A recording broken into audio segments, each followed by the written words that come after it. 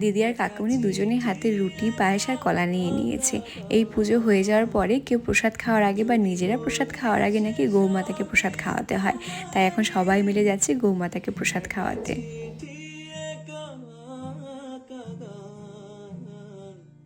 চলে আসলাম সোনুদের বাড়িতে। তোমরা তো সবাই জানো যে সোনুর বাড়ি দিদির বাড়ি থেকে খুবই কাছে।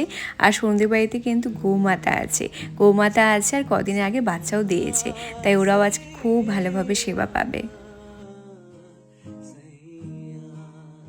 প্রসাদ খাওয়ানোর পরে নাকি গৌমাতাকে প্রণামও করতে হয়। আমাদের তো প্রথমে ভয়ই পাচ্ছিল, তারপর দেখি আদর করে টুক করে প্রণাম করে নিল।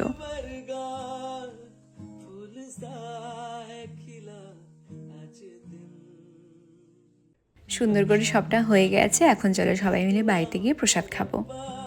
এখানে যাদের যাদের কুলোর নামে প্রসাদ দেওয়া হয়েছে, এই প্রসাদ নাকি তাদেরই খেতে হবে। তাই সোনুর নামে প্রসাদটা সোনু নিয়ে নিল।